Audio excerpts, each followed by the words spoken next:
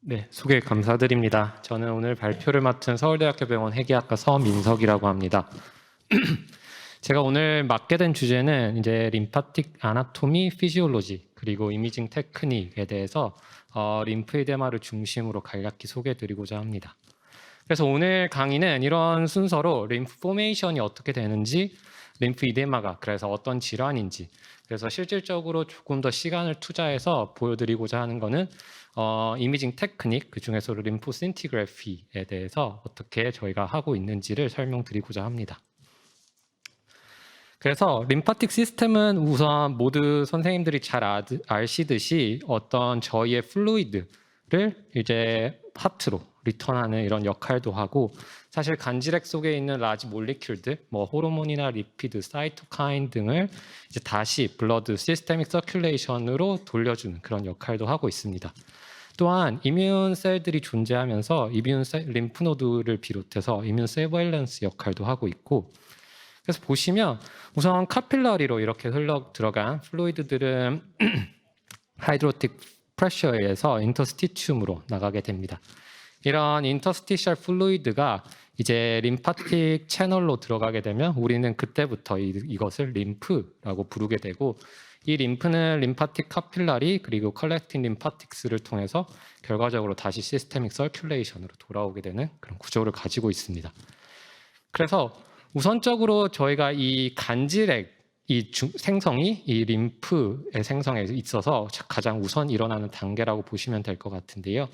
이 카필라리 투 인터스티ци움 플루이드 플로우를 일으키는 가장 기본적인 원리를 기존에는 저희가 이제 스탈링 법칙에 의해서 어떤 하이드로스태틱 프레셔가 이 아테리 쪽에서 프레셔가 인터스티셜 쪽으로 플루이드를 이끌어내고, 대부분의 이런 인터스티셜 플루이드는 이전에는 온코틱 프레셔에 의해서 다시 베너스로 나가게 되고, 일부 남아있는 간질액들이 림파틱스를 통해서 흘러 들어간다, 이렇게 알고 있었습니다.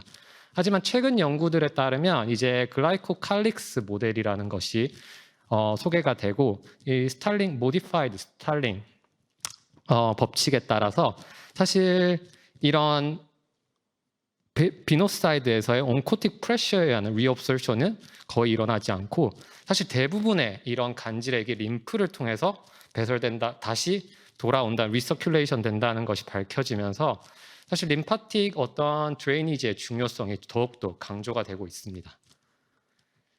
이후 이제 간질액이 림파틱 채널로 들어가는 어떤 원리는 프레셔 그레디언트에 따르고, 이런 오스모틱 프레셔 그레디언트가 그리고 하이드랄릭 프레셔 그레디언트가 가장 중요한 역할을 하게 되는데, 이때 앵커링 필라멘트나 밸브 시스템들이 이런 프레셔 그레디언트를 이루는데 중요한 역할을 합니다. 그리고 앞서 설명드린 바와 같이 어떤 라지 몰리큘들의 트랜스포팅에는 이런 베스큘러 트랜스포트들이 작용을 하게 됩니다. 근데 이런 이제 림파틱 드레이니지 하는 곳에 블라키지가 생긴다면 원인은 다양할 수 있을 텐데요. 뭐 세컨더리 저희가 흔히 만나보게 되는 거는 이제 수술 이후에 생기는 세컨더리 림프이데마나 아니면 프라이머리 림프이데마와 같이 이렇게 림파틱 드레이니지에 블라키지가 생기는 경우에 결과적으로 이런 인터스티셔 스페이스에 플루이드 컬렉션이 생기게 됩니다.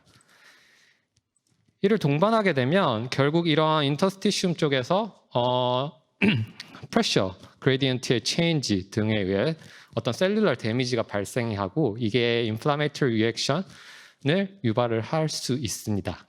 그리고 이것이 지속된다면 사실 결과적으로 이런 인터스티셜 스페이스 주변으로 해서 파이브로시스가 진행되면서 더욱더 이제 치료를 할 수 없는 상태까지 도달하게 되는 질환입니다. 그럼 어떻게 이게 일단 이런 플루이드 컬렉션이 되기 전에 어떠한 양상들 그리고 림프이데마가 진행되면서 또 어떠한 컴펜세이션 작용들이 일어나는지를 보면, 사실 결과적으로 블라키지 한 디스탈 부위로는 이런 드레이니지 되는 림파틱스의 정체에 따라서 이 림파틱 베슬의 다일레이션이 관찰될 수가 있고요. 이런 블락해지 되는 부위를 우회하기 위한 콜라테럴 베슬들이 생길 수가 있고, 결과적으로는 이런 콜라테럴 베슬이 어떤 피부를 따라서 더멀 백플로우가 생기고, 그리고 결과적으로는 뭐 저희가 스웰링이나 플루이드 컬렉션이 생기게 되고 인플라메이션에 따라서 파이브로시스까지 이어질 수가 있습니다.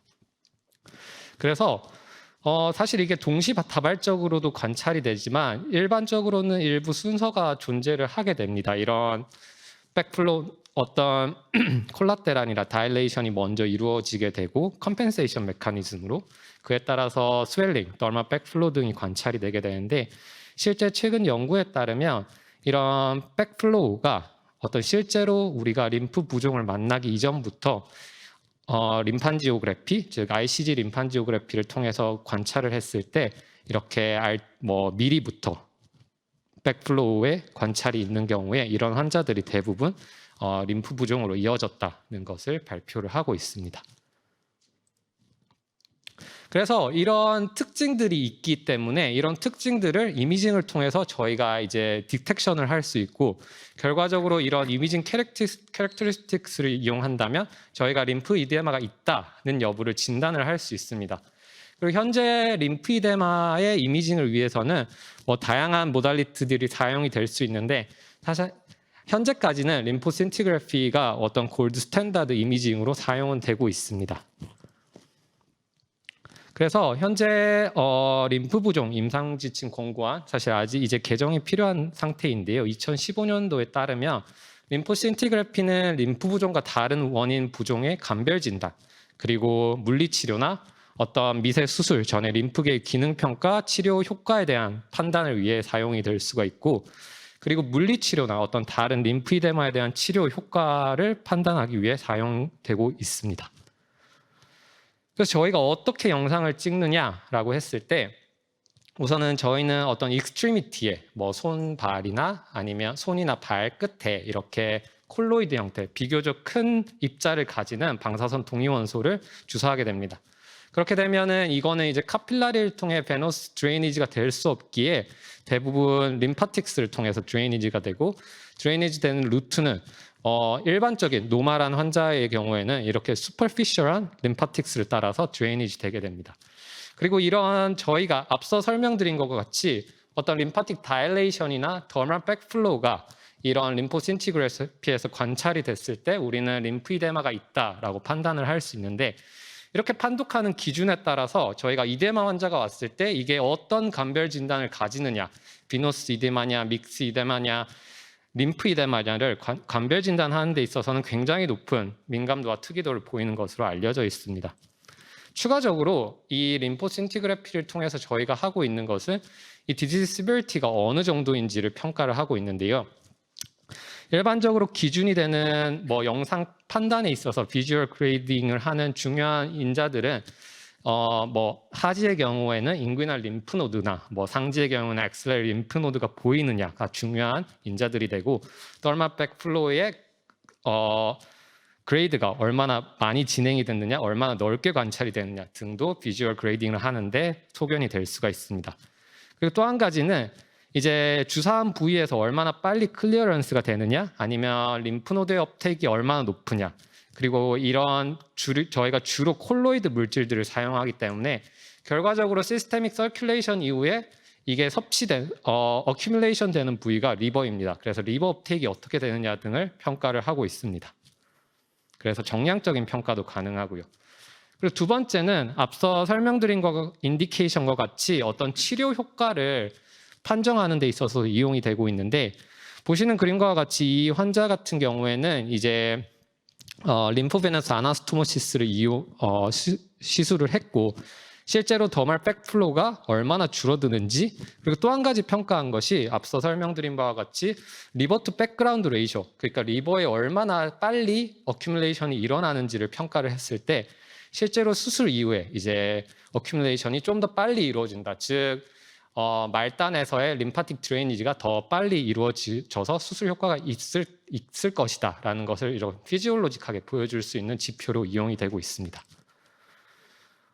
마지막으로는 이런 치료 효과를 실제로 우리가 프리딕션 하는데 어떤 환자가 과연 이 치료에 잘 반응을 할 것인가를 평가를 하는데도 이용이 되고 있는데, 간단히만 설명을 드리면 이제 CDT 저희가 컴플렉스 이런 이 복합 치료 같은 경우에는 주로 이제 림프노드가 보이는 환자들이 조금 더 이런 CDT 치료에 효과가 좋을 것이라고 설명을 하고 있고, 림파티코 베너스 아나스토모시스 수술 같은 경우에는 실제로 우리가 어떤 혈관을 이제 림파틱스와 베인을 연결을 해야 되기 때문에 수술 시에 이런 다일레이션된 림파틱스가 존재하는 경우에 주로 수술 효과가 좋은 것으로 알려져 있어서 몇 가지 이런 다일레이트 림파틱 베슬이 보이거나 덜말 백플로가 있는 환자들에서 좀 더 수술 효과가 높다고 알려져 있긴 합니다. 그래서 간단하게 케이스를 보시면 저희 70대 여자 환자가 right leg swelling pain으로 인해서 왔고, 이 림포신티그래피 상에서는 덜말 백플로우가 보이고 림프 이데마에 합당한 소견으로 보여서 이에 해당하는 치료를 시행을 하였습니다.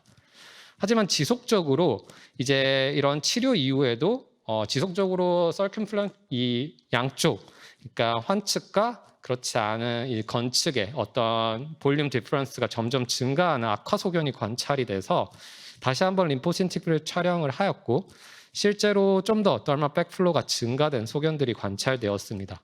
추가로 저희 이에 대해서 이제 림포베너스 아나스토모시스 수술이 요청이 되었고, 보시면 주로 이 앞쪽으로 다일레이티드된 림파틱 베슬들이 관찰되는 것을 볼 수가 있고, 실제로 이 부위들에 대해서 이런 LVA 수술을 시행했던 환자입니다. 그래서 수술 이후에 이제 아직까지는 크게 진행되는 소견 없이 관찰을 하고 있는 환자로 알고 있습니다. 이 외에도 림포신티그래피 이외에도 다른 이미징 에이전트들이 많이 이용되는데, 특히 이제 수술하기 전에 LVA 수술을 하기 전에 성형외과에서도 특히 많이 이용하는 것이 ICG 림판지오그래피입니다.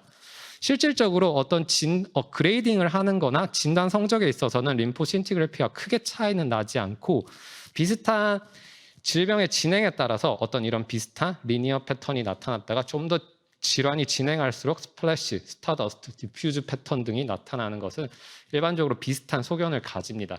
하지만 결과적으로 어떤 딥 림파틱스에 의한 콜라테랄 등을 보기에는 어려움이 있기에 좀 컴펜세이션하는 그런 모듈로 사용을 할 수가 있을 것으로 생각이 됩니다.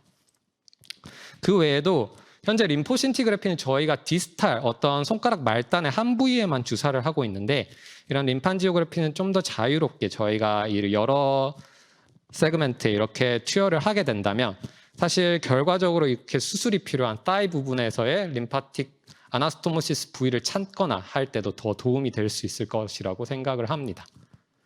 그리고 CT도 이용이 되고 있는데요. CT는 주로 많이 이용을 하는 것이 이런 서브큐테니어스 티슈 볼륨이나 아니면 페큘리얼 트라베큘라 에리아의 어떤 볼륨을 이용을 하고 있습니다. 그리고 이 삼성병원 그룹에서 발표를 하시기로는 이런 서브큐테니어스 티슈 볼륨이 결국에는 이 림프이데마의 어떤 정량적인 평가를 하는데 도움이 될 수가 있고, 실제로 병이 진행할수록 이런 파이브로시스를 반영하는 이런 트라베큘라 에리아가 증가하는 것을 함께 보여주었습니다. 마지막으로 MRI 림판지오그래피 같은 경우에는 사실 높은 해상도로 인해서 일단 진단 성적 자체는 림포신티그래피와 거의 유사한 진단 성적을 보였고, 조금 더 저희가 더 정보를 줄 수 있는 것이 높은 해상도로 인해 실제로 어떤 림프 베슬들이 다일레이트된 림프 베슬들이 존재하는지를 조금 더 잘 디픽션 할 수 있었다라고 보고를 하고 있습니다.